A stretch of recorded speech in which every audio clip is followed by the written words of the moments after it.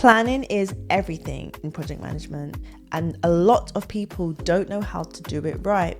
So stick around, because in this video, I'm going to break down how to put together a solid project plan. Now, this is something that you'll be doing in my hands-on project management accelerator programs. If you want to find out more about that, click the link in my description. Now, the first thing you need to do is understand the project brief. Now, I have spoken about this before, and I'll link to the video here somewhere, but this is so important, okay? You as the project manager need to not only read the brief, but you need to analyze it, understand it, and know the brief like the back of your hand, okay? You need to just know the deliverables, exactly what you're delivering, the project goals, the project objectives, what's driving the live date, for example, the deadlines that are specific to the client or the stakeholder, right? These things are key for the project success. They're key for you to put together the rest of the project plan, such as the scope, which we're going to talk about in a bit more detail, timings, all of these aspects of the project, right? The foundation of all of these aspects is based on the project brief. If a project manager misinterprets aspects of the project brief, right, not only does it make you as the PM look incompetent, but it also can literally destroy the project. So remember, you as the PM are going to be using this brief also to brief the teams. So that's the people that are working on the project. So if it's a design brief that you've been given, perhaps it's a social media asset, which is some of the typical briefs that I work on, right? Social media assets for games or whatever. These types of projects, you're going to have to obviously align and collaborate with a designer, perhaps a design director. It could also involve creatives, different elements of different creatives. If there's a video, you'd need to liaise with the motion graphic designer and also a motion graphic director. So you as the PM are liaising with a lot of people in different departments. So you're going to be liaising with people who are in positions of senior management as well. So you need to be confident in yourself and in the brief that's actually being, communicated to the other teams, okay? And that's only going to come by you knowing the brief. So one of the key things you need to do when you're reading this brief and understanding it is you need to write down everything that doesn't seem right to you. So anything that seems vague, anything where there's key information that's missing, you need to write that down, and you need to go back to the person who gave you that brief, okay? So it could be the client directly, it could be a project lead, it could be an account manager, it could be the sales team, whoever it is that gave you the project. And this person varies from sector to sector, but you need to be able to go back to them with these questions and ensure that you have a clear answer for them, so that when you're briefing the teams, they are clear on exactly what they are doing. You don't want to look incompetent, you don't want to embarrass yourself, and these are the simple ways that a project manager can come across incompetent and quite frankly embarrass themselves, like they don't know what they're doing. Okay, it's when you don't understand the brief, you haven't read through it properly, there's grey areas that you haven't clarified, yeah? So you need to be collaborating with the stakeholder or the client as well as the project team. So this part, understanding the brief, actually involves a lot of collaboration. Now I'll give you a little example quickly of a time when I was working for a publishing company, and I was given a brief plus a media plan. There was about 15 different deliverables, right? And the funny thing about these deliverables was that no one knew. When I say no one, the project team, so the team as in the other project managers, didn't know what some of the deliverables were. The salesperson who I received the brief from also couldn't tell me what the deliverables were. So it's really important as well that you have some kind of reference to some of these deliverables. If you're a freelancer like myself and you're going from different sector to sector, client to client, some of these assets and deliverables, you're not actually going to know what they look like physically, what the actual output is. So unless it's clear, like it's a video or something, but even then, it's great if you have a reference, something where someone's worked on the same project before, so you can actually see what the actual output and the deliverable looks like. Otherwise, you're kind of working blindly, and you are really relying on the other team, like the teams, the designer, whoever you're working with, to help you a lot. And to some degree, it's much more difficult managing a project that way. There's lots of great areas because you're understanding the project yourself. You don't really know what you're doing to some degree because you haven't seen the actual output yet, okay? So it's always good to have some kind of reference so you're not left blinded in a bit of a grey area, okay? In my accelerator program, we do this in much more detail, so check the link out for that in my description.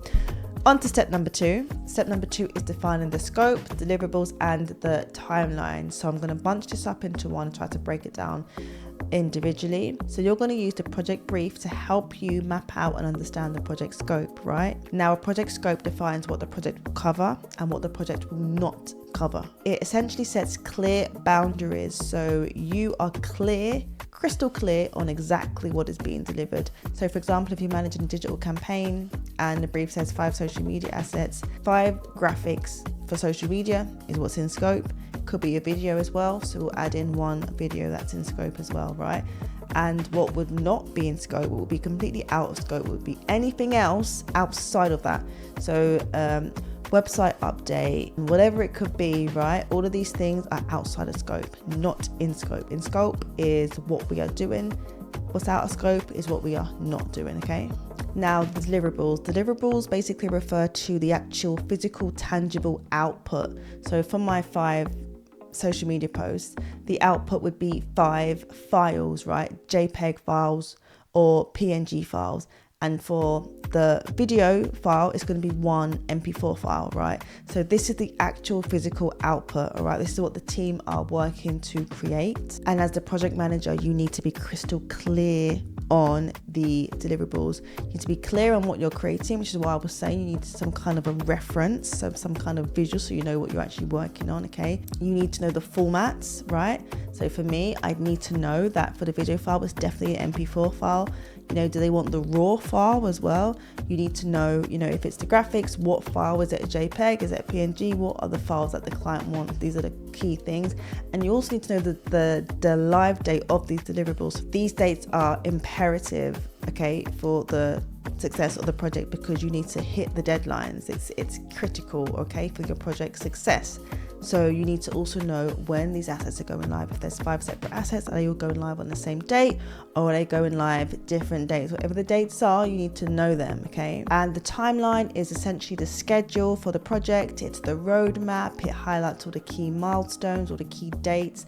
And the timeline is going to help you as the PM keep everyone accountable, keep the project on track, and keep it running on time. So I'll link to one of my videos where I help you to put together a timeline. You can copy my timeline template from Google, and also we put this together in the Hands-on PM Accelerator program. We use Smart Sheets, which is a bit more advanced than, you know, using Google. Step 3 is to assign the key roles and responsibilities, okay? So you as the PM are going to find out who your project team is, okay? You're going to find this out from whether it be the resource manager, project lead, head of production, whoever it is. You're going to find out who your team is, and you need to put together, you know, their responsibilities, okay? They need to understand what they're doing.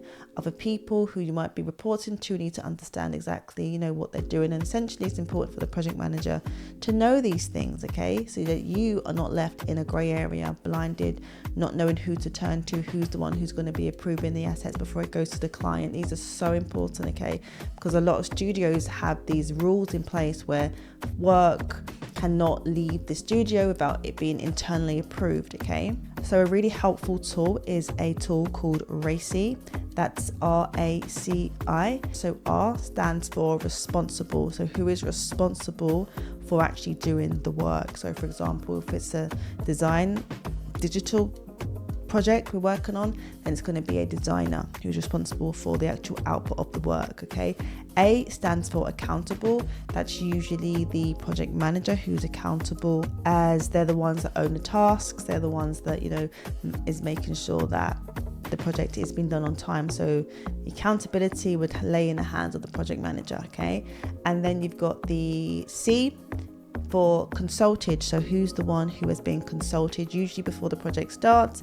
They could be the one that's giving you the timings, specific timings based on, you know, how long it's going to take a design to put the work together. That could be a design director, for example. They would also be consulted before the work goes to the client to make sure that it's a-okay. And I stands for informed. So if you're working with a large project team, who are the key people that need to be informed of the different aspects of the project, okay? So for example, when I'm working on the video video animation, the animator would need to be informed once the designer has finished putting together some of the files, right? Because some of the PSD files would need to go to an animator in order for them to complete the video. So RACIs are great. Not all roles, not all clients and not all organizations use them. They might just refer to it as, understanding the roles and responsibilities. But essentially they're very similar. But a RACI just has a bit more detail and a bit more information on it. Number 4, communication and risk plan. So in terms of the communication plan, right, how are the teams going to be communicating? Are you going to be having daily stand-up meetings? Are they going to be held on Zoom? Is it kind of ad hoc? Are you playing it by ear? Is it bi-weekly? Is it weekly? Does it, obviously that depends on the duration of the project. So all of these things in terms of the communication, how you guys are going to be communicating is very important. You need to know how you're going to be communicating with the client as well, because sometimes the client might require a weekly meeting also, where you might have to bring in a designer or a developer to be involved in that meeting to explain some of the technical aspects of the project. So a communication plan is key, okay? And in terms of risks, right, you may not know some of the risks, especially if it's a new type of project that you haven't managed before. You may not know some of the risks, which is why it's really helpful to also shadow on projects too. So if you're new to project management, if you're a freelancer, ask to shadow one of the projects perhaps, even while you're working on another project, just so you can see some of the key risks, okay? And sometimes you don't even know them, you learn them from other project managers, like some of the things to look out for. Bear that in mind as well. But some of the other key risks, look for things in the timeline. So for example, when you're putting together the timeline, if you're noticing that the dates are really tight, maybe the client requires 2 days or 3 days to turn around feedback, and it leaves the team with only 2 days to do the work, or maybe even 1 day sometimes, and you're thinking, okay, they're gonna need a lot longer than that because I've spoken to an animator and he needs 3 to 4 days as opposed to 2 days. These are some of the risks that you need to mitigate. So number 5 is track and monitor the project. So essentially, how are you going to be doing this? What's your plan for checking in with the team? Are you going to be messaging your team on Slack? Like I said, are you going to be having daily meetings or, every other day? How are you going to be tracking the project? Are you going to have a spreadsheet, issue log? These kind of things are really important. Trello is really good because you can also tag the teams on Trello as well.